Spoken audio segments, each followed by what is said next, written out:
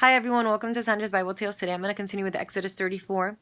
And if you remember from last time, Moses had gotten really upset because the people, the Israelites, had been worshiping a calf that they made of gold. Therefore, he broke the tablets that God had given him. So now in Exodus 34, we see that Moses goes back to the mountain and he goes back to the Lord. And again, God had told him, bring me 2 tablets. And Moses takes the 2 tablets to God, and God gives him the 10 commandments. And then it says that the Lord descended in a cloud, and God is speaking to Moses. And Moses again repeats to God, please, Lord, if I found favor and grace in your sight, be in the midst of us, even though your people is a stick-necked people. Like, even if they're quick to evil, I pray that you have mercy on them. I pray that you forgive them.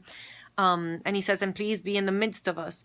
And God says, yes, I'm going to be in the midst of you. And God says, and I'm going to do great marvels, wonders, miracles. So God had already done great miracles and wonders and signs and all these things, because we see how the plagues happen and he opened the Red Seas and so forth. But God is just confirming to Moses that he's going to continue because he's a living God.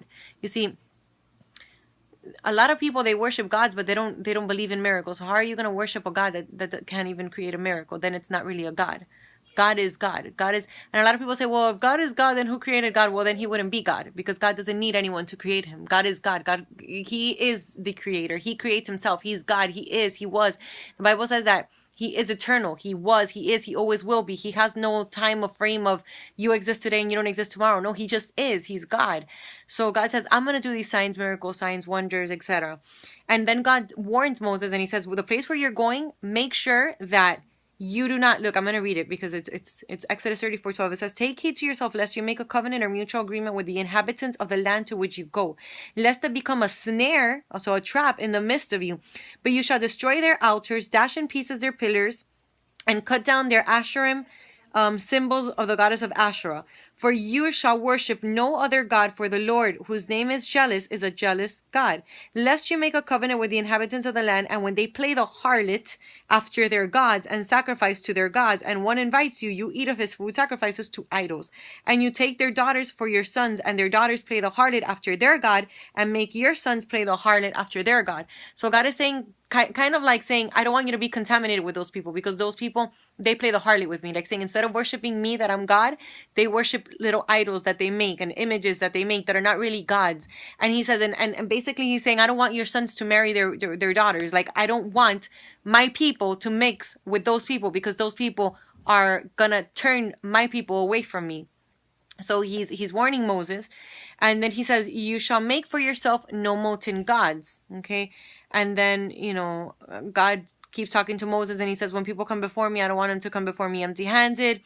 Then Moses is talking to the Lord, and he's there 40 days and 40 nights talking to God. And he says that he ate no bread or drank no water. So he fasted these 40 days and 40 nights in God's presence when God was giving him the 10 commandments.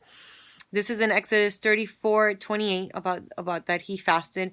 And then it says, when Moses came down from Mount Sinai with the 2 tablets of the testimony in his hand, he did not know that the skin of his face shone and sent forth beams by reason of his speaking with the Lord. So when Aaron and the Israelites saw Moses, behold, the skin of his face shone, and they feared to come near him. So they were scared of coming near him, because Moses had been 40 days and 40 nights in the presence of God, that his face was shining and beams of light were coming out of his face. But Moses called them to him. They came near to him.